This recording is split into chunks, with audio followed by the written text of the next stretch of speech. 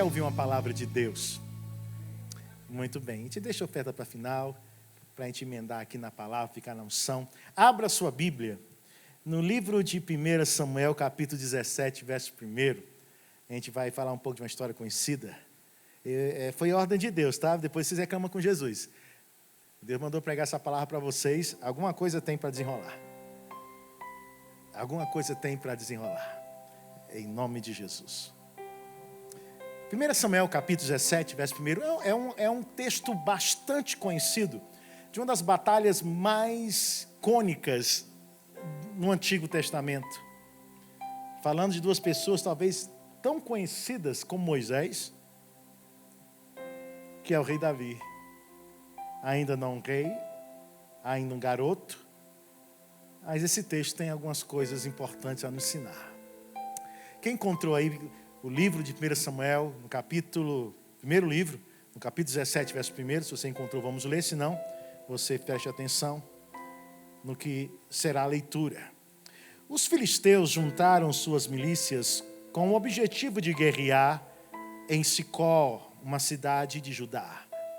Acamparam no lugar conhecido como Efes-Damim, fronteira sangrenta que ficava entre Sicó e Azeca.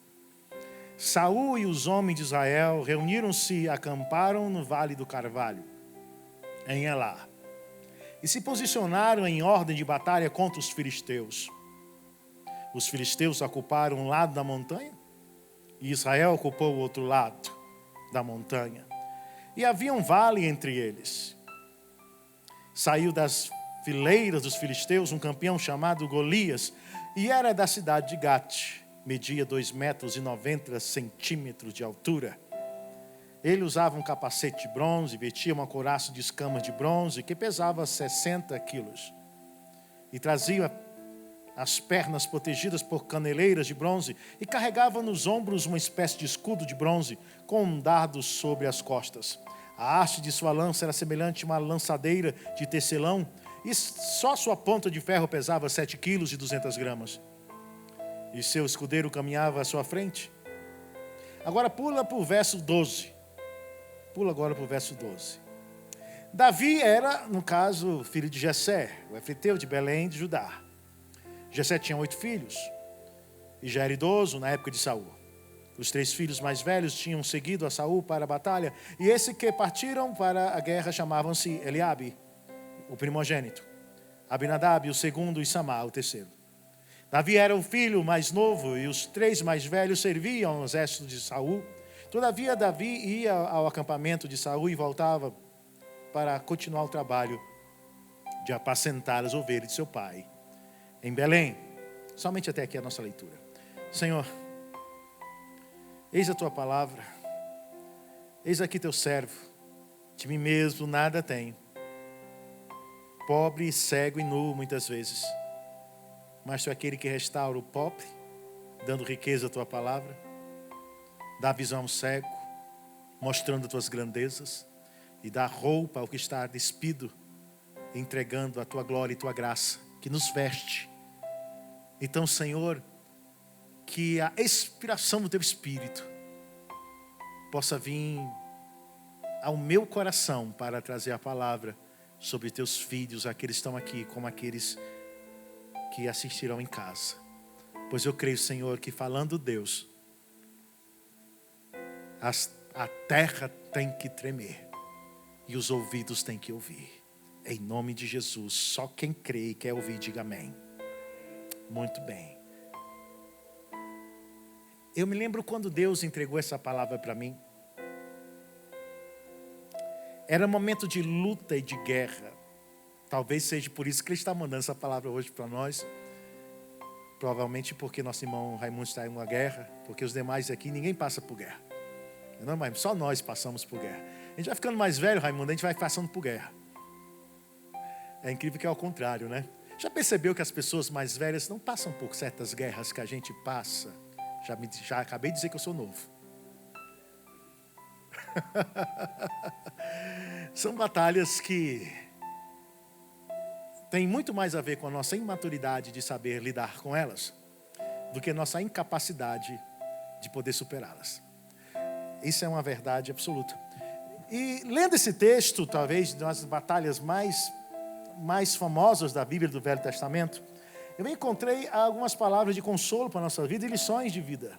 Eu acredito que nós estamos aqui para aprender alguma coisa e aprender a ter vitória, amém? Aprender a ter vitória. E descobri que esse texto ele tem algumas lições chocantes.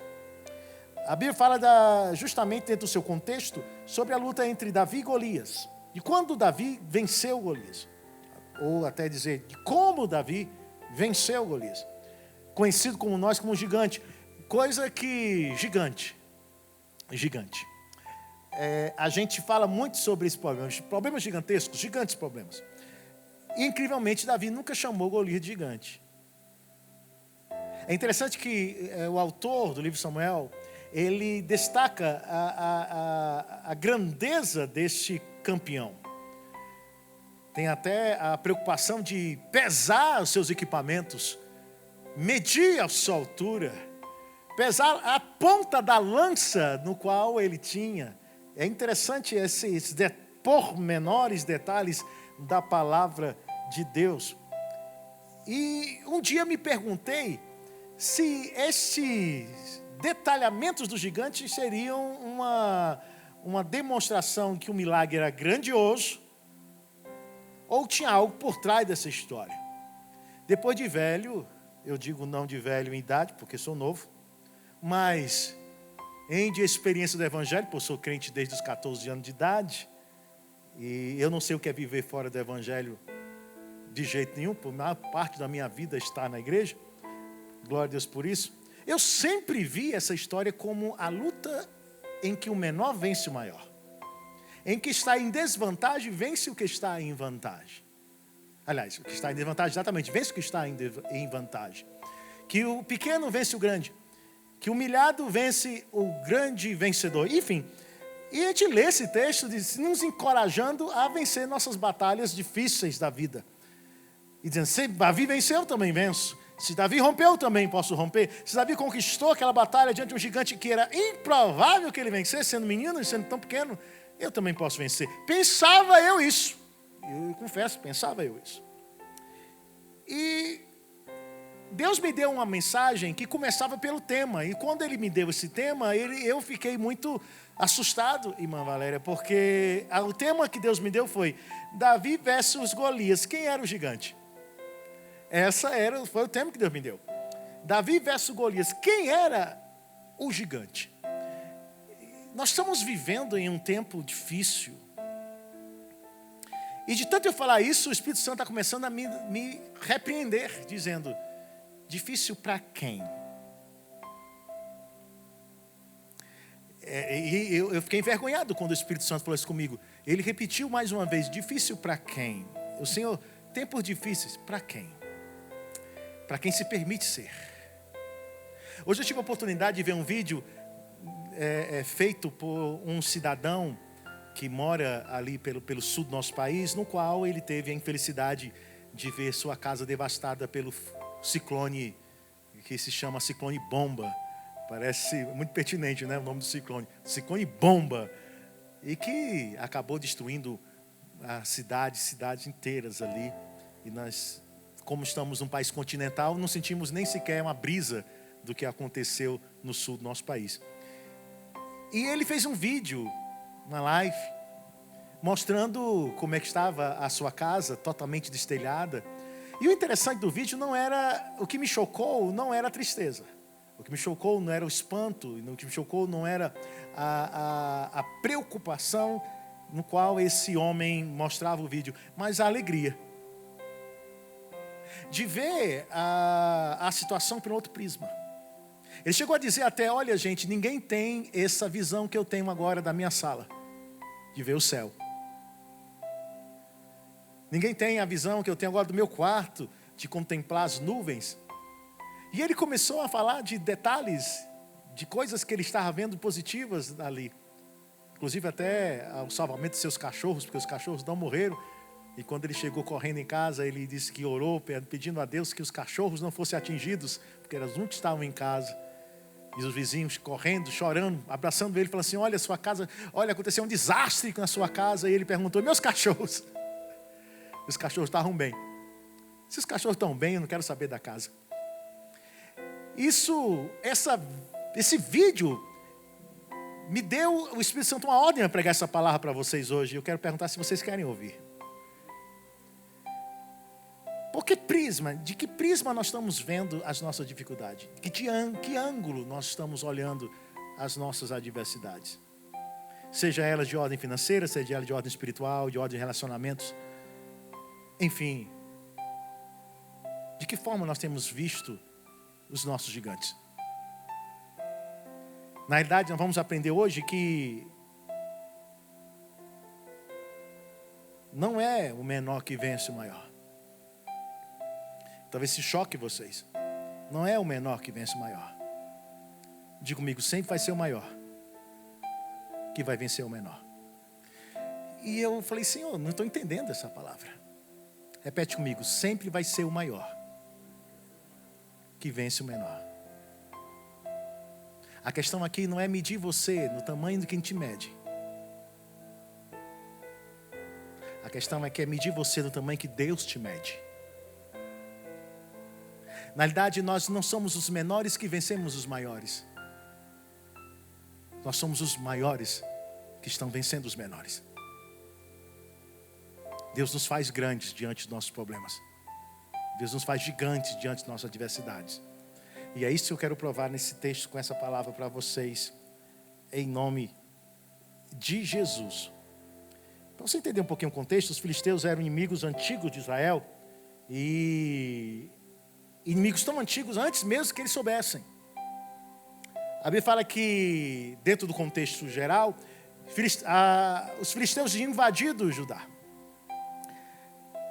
Estavam acampados de um lado da montanha e Israel estava acampado do outro lado da montanha, nas terras de Israel. Porque quando nós somos atingidos pelos nossos inimigos, sejam eles circunstanciais ou até mesmo pessoais, nunca que eles nos querem marcar em local neutro para as guerras acontecerem. Ninguém aqui é afrontado em terra neutra ou em terra do inimigo. Nós sempre somos afrontados em casa. Na nossa casa, seja casa literal ou uma casa espiritual, circunstancial, seja no nosso trabalho, seja no nosso lar mesmo, seja na nossa própria pessoalidade, enfim, nós somos atacados sempre, na nossa própria terra, e é isso que nos traz tanta afronta e às vezes tanto medo. Ninguém marca uma guerra em tal lugar e tal horário, como diz ali aquela música do mundo, que fala que marcou um local, razão.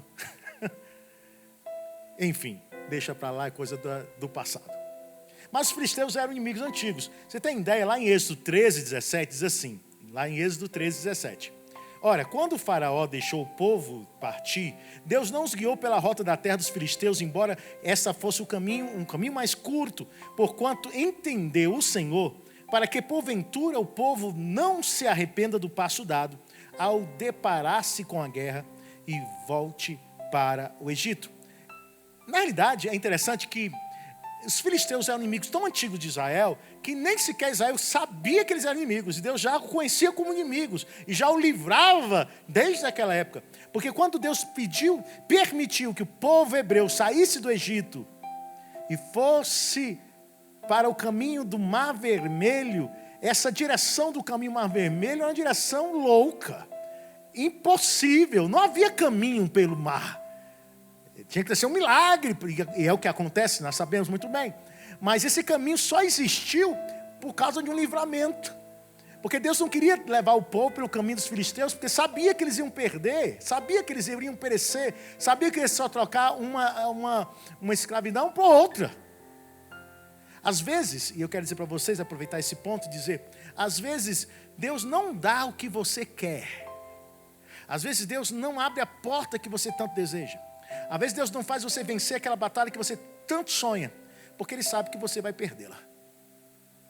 Entenda aqui em nome de Jesus que nosso Deus não é um Deus que vence a batalha por nós, apesar que há contexto que isso acontece.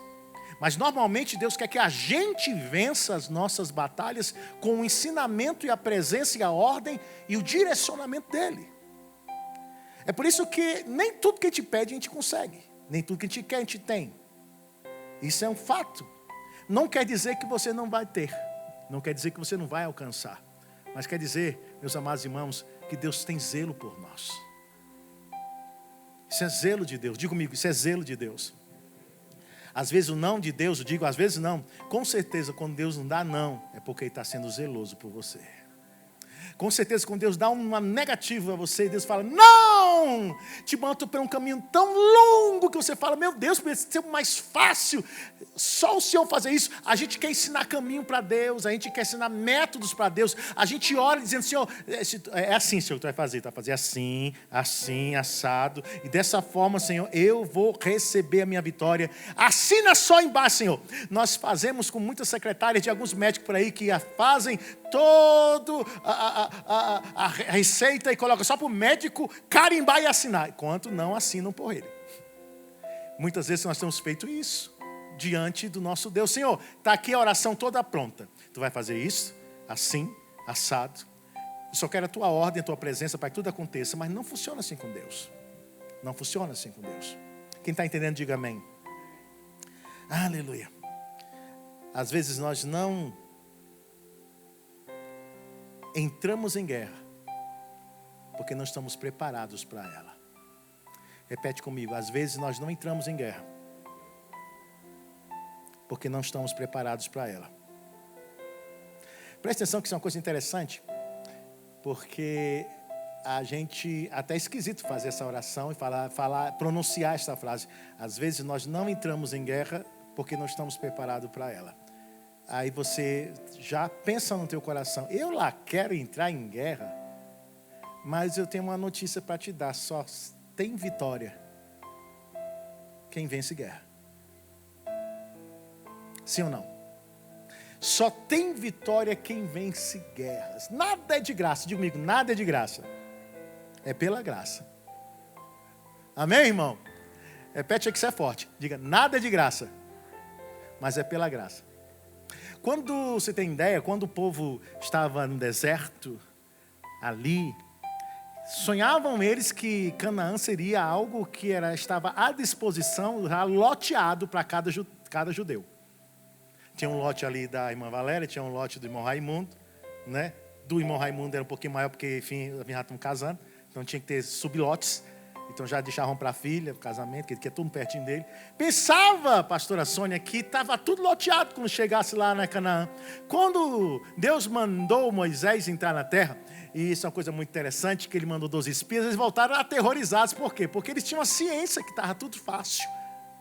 Mas não existe vitória sem guerra, não existe nada de graça. Mas por quê? Porque tudo tem que ter um preço. Não é porque tudo tem um preço, o preço nos faz maduros. O preço nos capacita. O preço da vida nos torna pessoas melhores para administrar aquilo que Deus vai nos dar. Isso é um fato. Mas enfim, voltando à nossa história, nós sabemos que Deus tinha livrado o povo, primeiramente dos filisteus, quando eles atravessaram o Mar Vermelho, indo pelo outro caminho. Isso é um fato. Mas agora tem que lutar. Tem hora que tem que haver guerra. Tem hora que existem embates, tem hora que você vai ter que atravessar para essa batalha. Diga assim, e eu não posso fugir. O texto, ele nos traz uma lição interessante. Qual é? Enquanto não havia um soldado para lutar com Golias, Golias perseverava e insistia em busca de um. Vou repetir. Enquanto não havia um soldado para lutar com Golias, Golias insistia em busca de um soldado para lutar consigo. Ou seja, ninguém foge da batalha. Você pode postergá-la. E eu te digo, não é uma coisa muito boa. Cada dia que passa, cada hora que passa, cada momento que passa da gente não enfrentar nossas dificuldades e batalhas da vida, nós estamos tornando nossos inimigos mais fortes. Como assim, pastor? Interessante que ele não é mais forte. O interessante é que ele não se torna mais forte, mas a gente o acha mais. Quanto mais tempo você demorar para entrar nessa batalha que Deus quer que você vença, mais aos nossos olhos, o gigante tinha 2,90 metros, agora vai ter 2,91 metros, 2,92 metros, 2,93 metros, 2 metros, normalmente tem 4. Daqui a pouco tem 3 metros. No final dos 40 dias já tem gigante de 5 metros de altura. Porque, na realidade, quanto mais tempo passa, mais aos teus olhos ele se torna maior. Preste atenção que quando Davi ele se manifesta para lutar contra Golias, o medo dos soldados e do rei era tão grande que eles já sabiam de tudo de Golias. Que ele era guerreiro desde sua infância, como diz o próprio rei Saul a Davi. Este é guerreiro desde a sua infância. Eles tinham feito uma verdadeira pesquisa sobre Golias. O tempo passa e nós temos o maior conhecimento dos nossos adversários. Aí eu me pergunto, será que isso é bom? Alguns dizem, pastor, quanto mais você conhecer seu inimigo, mais você vai ter chance de vitória. Eu digo que não. Por quê, pastor? Porque melhor que você conhecer o inimigo é se conhecer e conhecer o poder do teu Deus. Deus te trouxe hoje aqui nessa igreja, meus amados irmãos e irmãs, e aqueles que estão assistindo em casa também, não agora, mas vão assistir posteriormente. Um ensinamento importante para batalhas espirituais. Não se vence Satanás e nem se vence o inimigo em nossas vidas e as diversidades que nos encontramos conhecendo detalhes dela. Pelo contrário. Quanto mais conhecemos os detalhes, nossos possíveis gigantes, mais medo eles vão nos dar. A verdade assusta. Diga comigo, a verdade assusta. Mas como preguei domingo passado, existe uma verdade acima de outra. Aleluia, uma verdade poderosa que é a verdade de Cristo. Ela está acima de tudo isso. Louvado seja o nome do Senhor. É por isso que você vai observar que quando Jesus expulsava demônio, não tinha muita conversa. Quando Jesus ele vencia as adversidades da vida, não vencia demorando muito tempo. Quando muito bem ele demorava, a preocupação era outra, não o inimigo. Mas enfim, glória a Deus. O que nós vemos é um exército medroso, que já está há 40 dias com medo, postergando a luta. Ninguém tinha coragem de lutar com aquele rapaz. E de repente aparece um jovem, um menino chamado Davi. Davi era pastor de ovelha, cuidava das ovelhas de seu pai. E não tinha provavelmente idade, ou alguns acreditam que tinha idade para a guerra, mas ele não foi requisitado para esta batalha. E a chegar naquele local, ele observa a cena daquela humilhação toda. Golias gritando lá do vale, e Golias gritava lá de baixo, para o povo que estava em cima, em um certo tipo de vantagem. E gritava, chamando algum soldado para lutar com ele. E quanto mais ele gritava, mais o povo ficava com medo. Quando Davi viu aquela cena, ele pensou, o que está acontecendo aqui? Quem é este incircunciso filisteu que afronta o exército de Deus vivo? Oh, louvado seja o nome do Senhor. Irmãos, percebe o que Davi diz, pastora Sônia? Davi, ele traz uma frase que tem a ver com as pessoas, não tem a ver com Deus. Quem é este incircunciso filisteu que afronta o exército do Deus vivo? Davi não diz quem é esse incircunciso filisteu que afronta Deus. Porque Davi já sabia que Deus não pode ser afrontado por tão pouca coisa. Aliás, Deus não é afrontado por nada e ninguém. Mas os homens podem ser afrontados. Davi estava lutando em nome de Deus para defender a honra do exército de Israel. Que coisa linda, né? Como é que funcionava a guerra naquela época? Eu acho interessante porque havia três tipos de soldados numa batalha. A cavalaria, a infantaria e a artilharia. Diga comigo, cavalaria, infantaria e artilharia. A cavalaria está claro, né? É soldado em cima de um cavalo. Normalmente eles usavam espada longa para poder matar aqueles soldados que estavam na artilharia. Soldados da artilharia. Depois você vai perceber isso. Havia o da infantaria, que era Golias, era um soldado de infantaria, que era aquele indivíduo que andava com escudo, andava com espada e lutava mano a mano com as pessoas. E o da artilharia, que era aqueles de arco e flecha, né? Ou eu chamo de, e a Bíblia também chama, de fundibulários. Diga comigo, fundibulários. Fundibulário. O que é fundibulário, pastor? É um artilheiro que luta com uma funda. Amém? Chama fundibulário. Era um indivíduo que pegava uma funda, que era duas cordas com um couro na ponta, que ele jogava a pedra e acertava a pessoa. O interessante é que, meus amados irmãos, aquele pastorzinho era fundibulário. Diga comigo, fundibulário. E era um artilheiro muito capacitado. As táticas de guerra funcionavam assim. Os cavaleiros, eles eram especialistas para entrarem aonde estavam os artilheiros. Porque quem era da artilharia não conseguia vencer a cavalaria, porque os cavalos andavam muito rápido, claro, galopavam rápido demais e era quase impossível de atingi-los. Soldados de infantaria, por exemplo, eles eram usados para parar a cavalaria, até com lanças e tudo mais. E a artilharia era usada para parar soldados de infantaria. De longe eles lançavam as flechas e soldados que não tinham como correr muito, porque não estavam a cavalo, morriam facilmente com esse tipo de estratégia. Nos dando aqui uma lição interessante e um convencimento que eu quero trazer para vocês hoje, para então começar a pregar, porque eu nem comecei a pregar ainda. Amém? Que Davi, na realidade, não estava em desvantagem quando lutou com Golias. Ele, na realidade, estava em vantagem. Davi era um soldado de artilharia. Presta atenção. Olha o que a Bíblia fala lá em Juízes capítulo 20, verso 15, sobre um soldado de um fundibulário. Diz assim: contaram-se naquele dia os benjamitas, vindos das diversas cidades, eram 26 mil homens hábeis de manejo da espada, sem contar os próprios habitantes de Beá. Em todo esse exército havia 700 homens de escol, canhotos.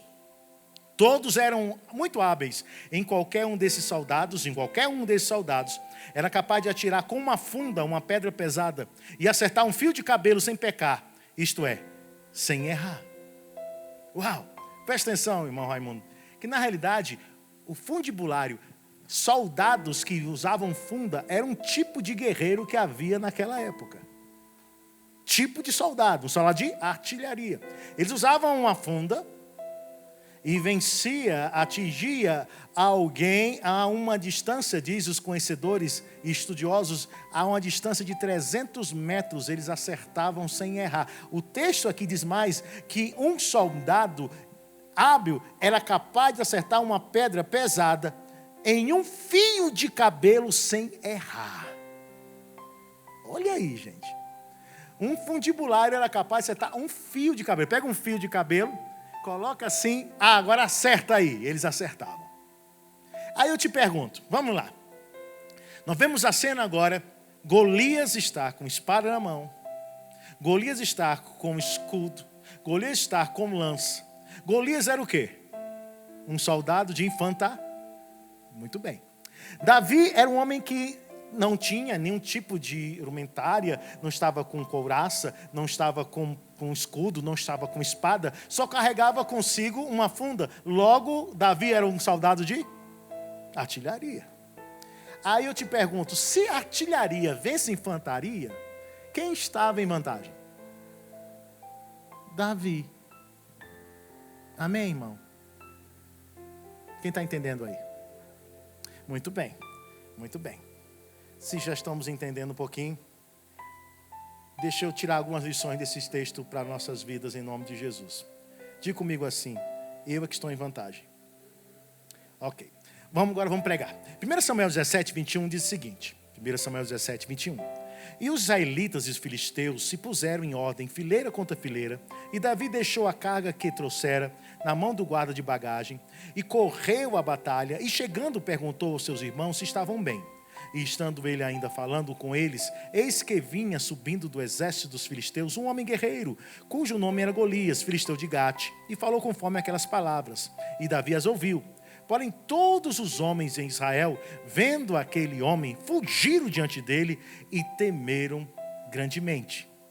Primeira lição que a gente vai aprender hoje. Quando não sabemos que Deus nos fez gigantes, teremos medo dos nossos inimigos.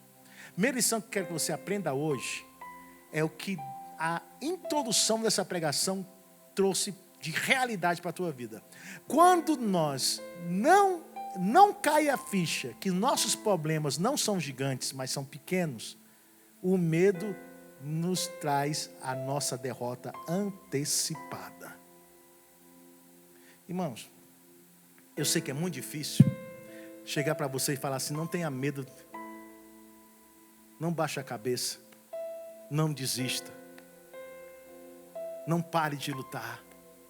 É fácil sair da minha boca para a tua vida e é difícil sair dos teus ouvidos para o teu coração.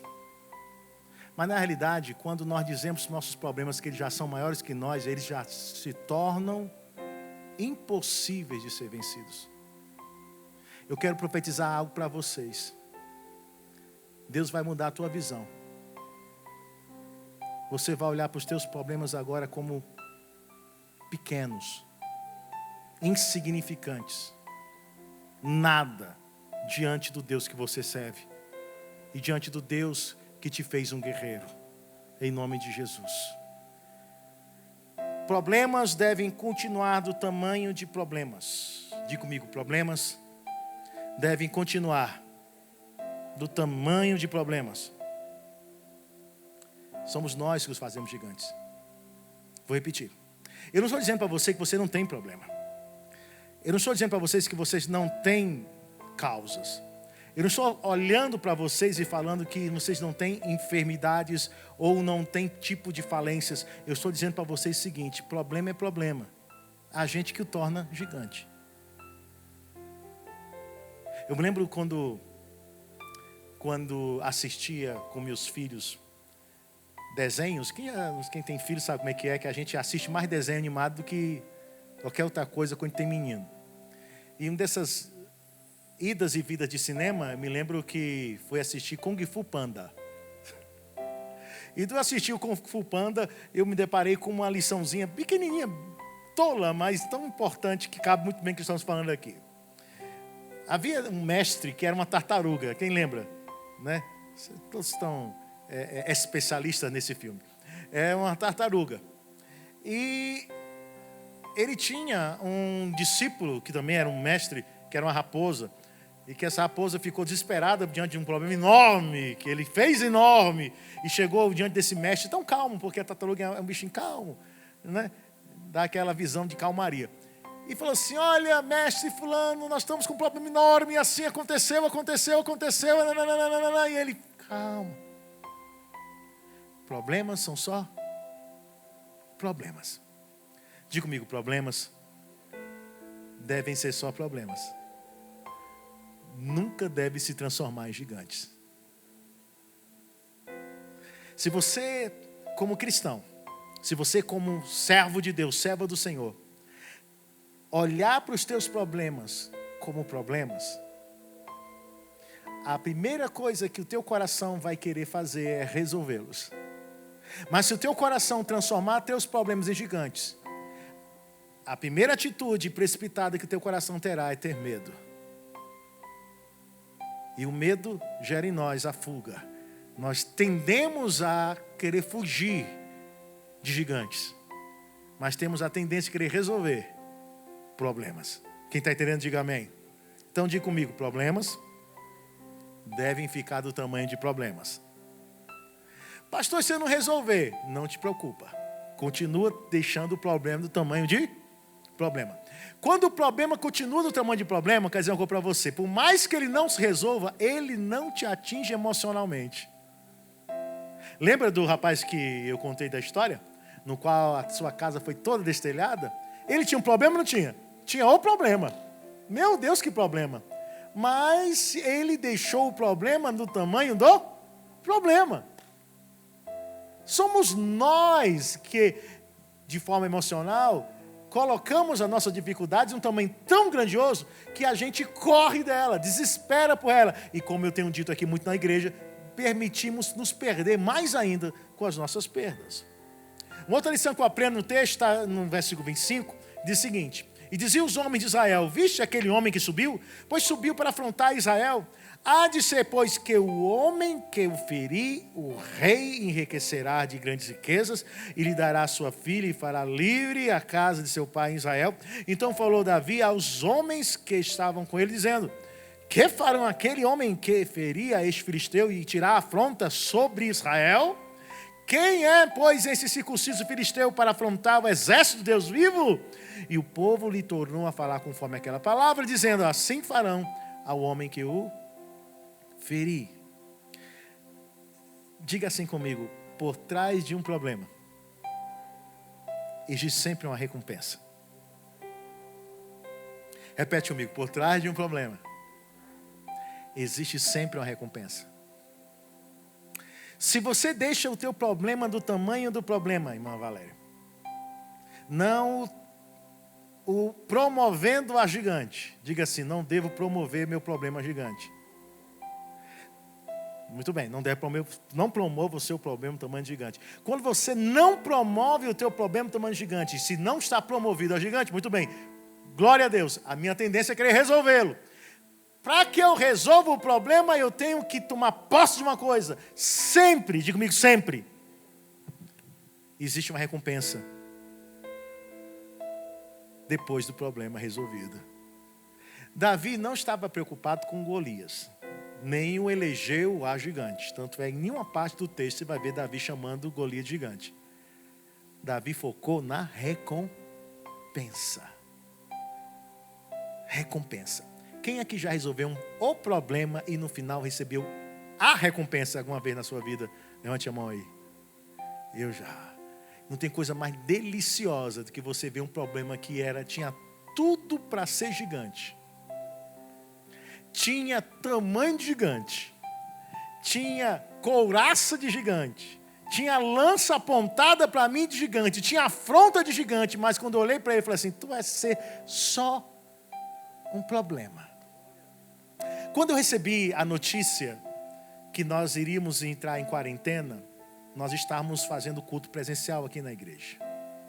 Eu me lembro que naquela semana que antecipava mais ou menos uns 10 dias em que o governo do nosso DF iria decretar uma quarentena e nós não poderíamos mais ter culto aqui na igreja, me veio um frio na barriga do tamanho do gigante. Naquele dia eu orei ao Senhor pedindo para que Ele me desse calma. Naquele mesmo dia o Espírito Santo falou para mim assim: isto é só um problema. O interessante é que, pastora Sônia, eu reuni os pastores e começamos a conversar sobre o problema. Como resolvê-lo. Na primeira semana, no qual nós tivemos a notícia que iria fechar tudo aqui, nós já tínhamos resolvido o problema. Irmãos, quero dizer uma coisa para vocês, queridos. Nós somos o maior problema dos nossos problemas. Nosso ponto de vista, nossos medos, a nossa falta de coragem de enfrentar. Mas se você determina no teu coração que problema é problema, e que existe uma recompensa atrás disso, de todo o problema, eu te garanto uma coisa, irmão, que seus olhos vão ver muito mais as recompensas do que os gigantes. Amém? Quando Davi lutava com Golias, ele não via um gigante, ele via a recompensa que ia ganhar. Ouro, ausência de impostos, mas o principal, ia casar com a filha do rei. Já que o que ele mais queria naquela época era se tornar rei, já tinha promessa, era por aí que ele ia. Muito bem, por trás de um problema existe uma recompensa, ou oportunidade, diga assim, oportunidade. Do latim, portus, ou seja, passagem, oportunidade. Essa palavra ela surgiu, é interessante que ela vai surgir é uma frase de marinheiro, posso falar assim, irmão Raimundo. Porque a oportunidade do latim, né, que fala portus, ela surge de quando o navio se aproximava do porto. E os ventos eram favoráveis para trazê-lo ao porto e ele poder descarregar a sua mercadoria. Ali se chamava oportunidade.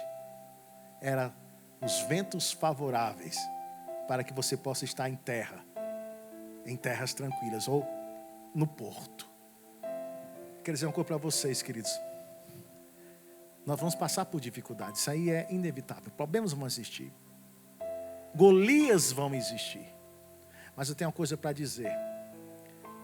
Com as dificuldades da vida, com as afrontas do inimigo, com as guerras que passamos, sempre vai ter algum vento favorável diante disso tudo. Sempre vai ter um vento do Senhor Jesus soprando em teu favor, dizendo, olha, no meio, use esse vento e não chame o vento de ventania nem de furacão. Chame de oportunidade para que você possa vencer. Como eu disse, meus amados irmãos, sempre há uma recompensa.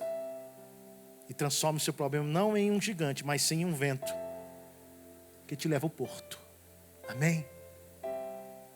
Eu quero ser profeta na tua vida e dizer o seguinte, essa dificuldade que você está passando, claro, a maioria de vocês não estão passando dificuldade nenhuma, mas irmão Raimundo sempre passa comigo também, né, Raimundo? Essa dificuldade que nós estamos passando, Raimundo, vai ser a oportunidade que nós vamos ter para chegar do outro lado e receber a nossa vitória. Essa dificuldade que você está passando, essa guerra que você está passando, olha, por exemplo, a filha da irmã Sônia, que está aqui na igreja, ela veio hoje achando que talvez era mais um dia de culto, mas não é mais um dia de culto para você, minha filha.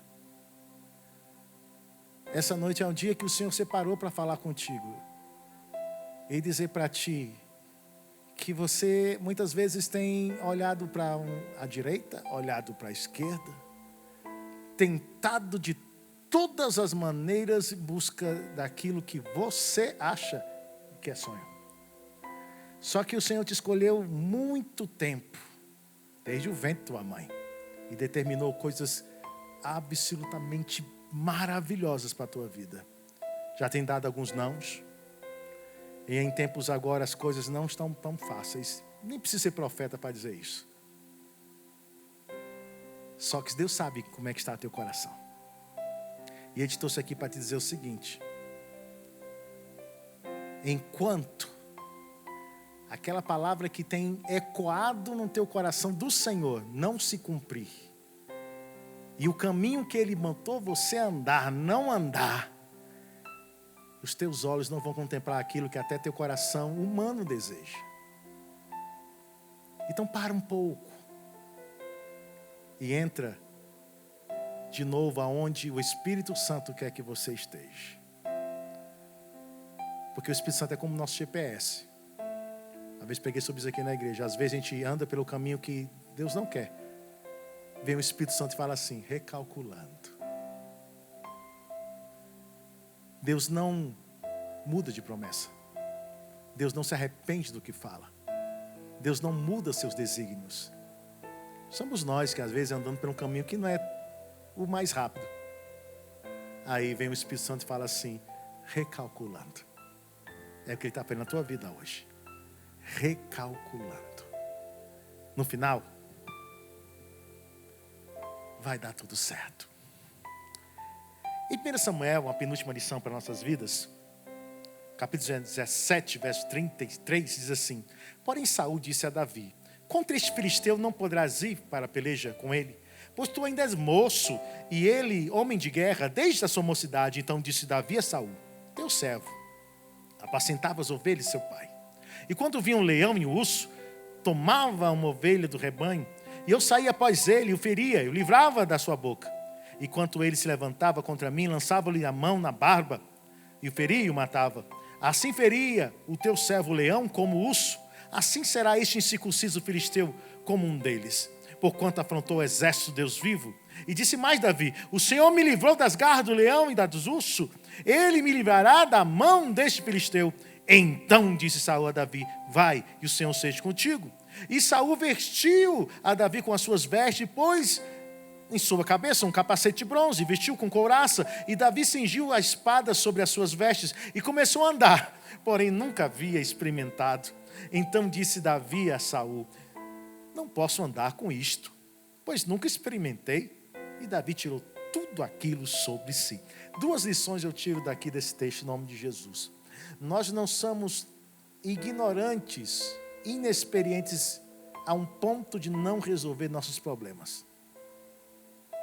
Diga comigo, eu não sou ignorante e nem inexperiente a um ponto de não poder resolver meus problemas. Ninguém é.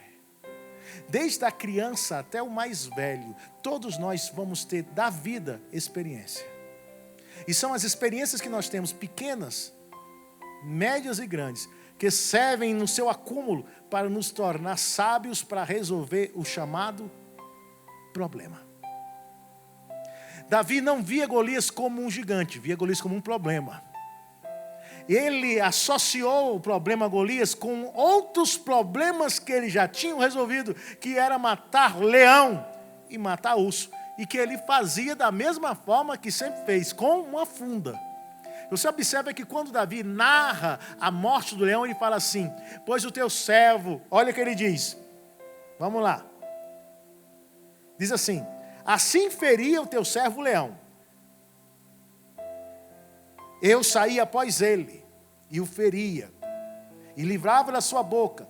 A Bíblia fala o seguinte, que Davi saía após ele. Ele corria, tomava uma distância do leão. Digo, distância do leão. Gente, Davi não é Sansão. Sansão mata leão na mão. Davi mata leão com funda. Amém? Então a Bíblia fala muito claro, saía após ele, mantinha uma distância do leão, pegava a funda, lançava nele. É tão clara essa cena que Davi fala o seguinte: quando me aproximava e tirava a ovelha da boca do leão, esse me atacava. Por quê? Porque ele estava atordoado, ele não estava morto. Davi não tinha condição com uma pedra matar o leão, mas tinha condição de atordoá-lo. E quando atordoava ele terminava de fazer a obra. Em nome de Jesus. O que ele está dizendo para mim, para você é o seguinte: todos nós temos experiências, seja pequenas ou grandes. Pastor, eu sei fazer bolo, não tem nada a ver com salvar casamento. Mas interessante, se você tiver olhar para o seu problema como problema, você vai observar que resolver problemas é como fazer uma receita de bolo. Precisa dos ingredientes todos. Precisa de tempo para o processo, de tempo para assar, e se passar do ponto, queima. Todos nós temos experiências, e se tiramos das coisas pequenas da vida motivação, maturidade para resolver nossas grandes causas, não existe causa grande e pequena que seja difícil para você resolver. Davi tem 2 ensinamentos que eu tiro desse texto que nós lemos. O primeiro é este: nada nessa terra é difícil resolver, porque um dia Deus me experimentou e me deu experiências com outras coisas. Em nome de Jesus. Outra lição que eu tiro desse mesmo texto aqui é que quando Saul, ele viu aquela cena, aquele menino que ele já conhecia, porque Saul conhecia ele. Falou assim: menino, tu é um cara que toca para mim. Eu vejo que eu estou atribulado, tu me toca uma harpa e eu fico alegre. O teu negócio é tocar harpa. O teu negócio é cantar. O teu negócio é outro. O teu negócio é lutar.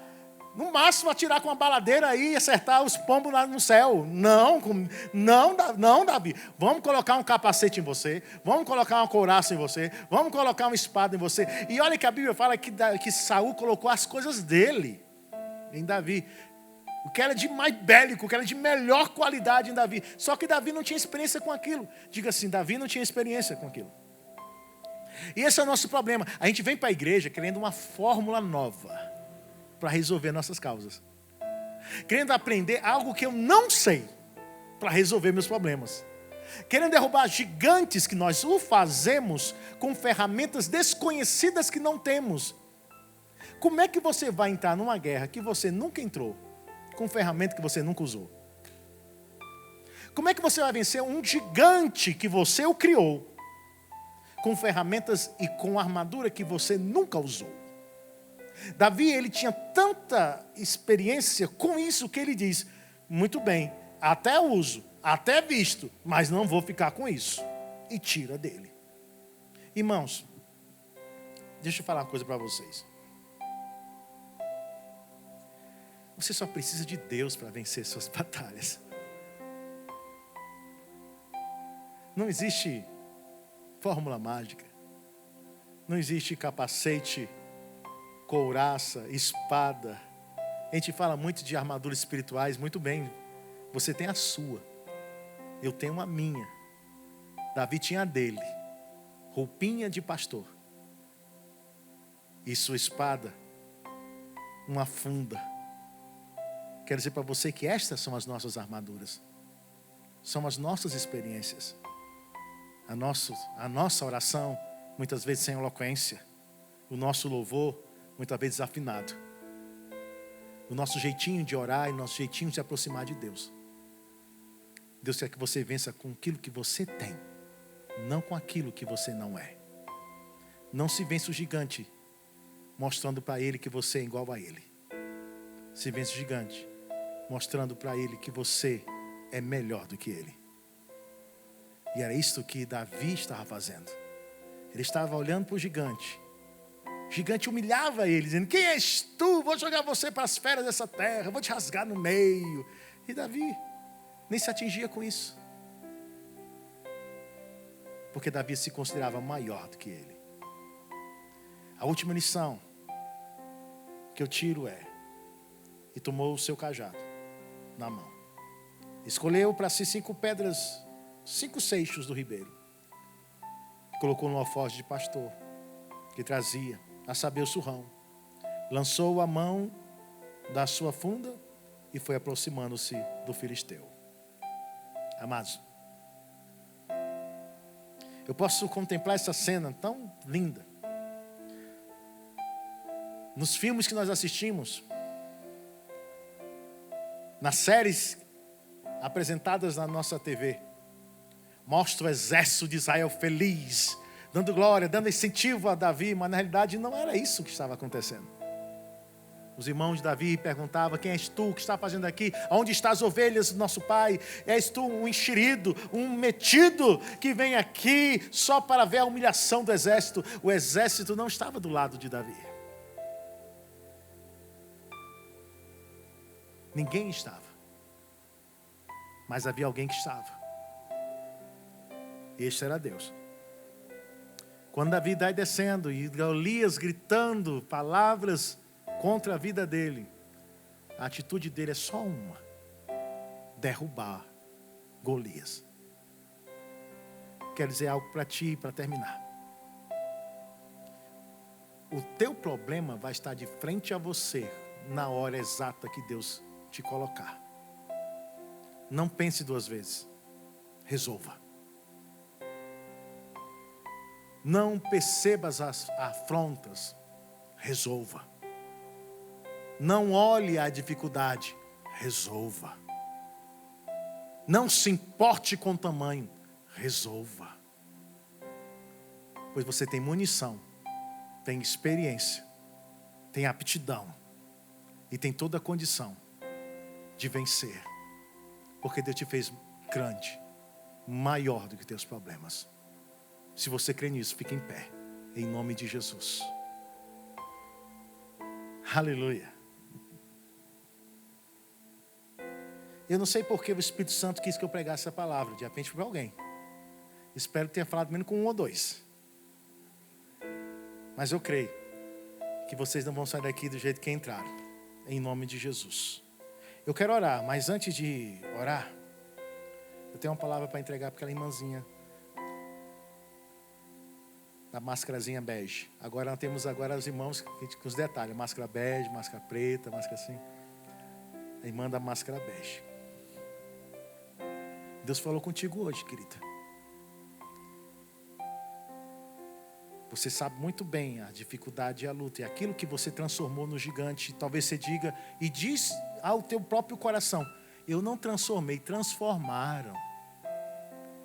Mas te dizer uma coisa: todos podem tentar transformar o teu problema num gigante. o teu Deus ainda acha que você é maior do que o teu problema. Então hoje você vai sair daqui, dessa igreja, com o coração consolado pelo Senhor. E não importa o quanto afronta recebeste, o importante é o quanto Deus vai ser honrado na hora que esse Golias da tua vida cair. Pois ele não é o gigante. Assim diz o Senhor, quem é gigante é você. Senhor Deus e eterno Pai, eis aqui gigantes. Sim, Senhor, somos nós. Nós somos artilheiros lutando contra uma infantaria falida, de problemas que a nossos olhos, de repente, há uma tentação de chamá-los grandes. Mas hoje nós aprendemos que problemas são problemas, que por trás de todos os problemas tem uma recompensa, e que devemos usar as ferramentas que o Senhor nos entregou. Pois eu acredito que no final vamos olhar para esse incircunciso filisteu e só vamos derrubá-lo em nome do Senhor. Pois esta é a palavra certa para o momento certo. Senhor, e que teu amor poderoso, como a tua palavra, como o consolo do teu Espírito, esteja sobre todos nós hoje. E se você recebeu essa palavra em teu coração, diga amém.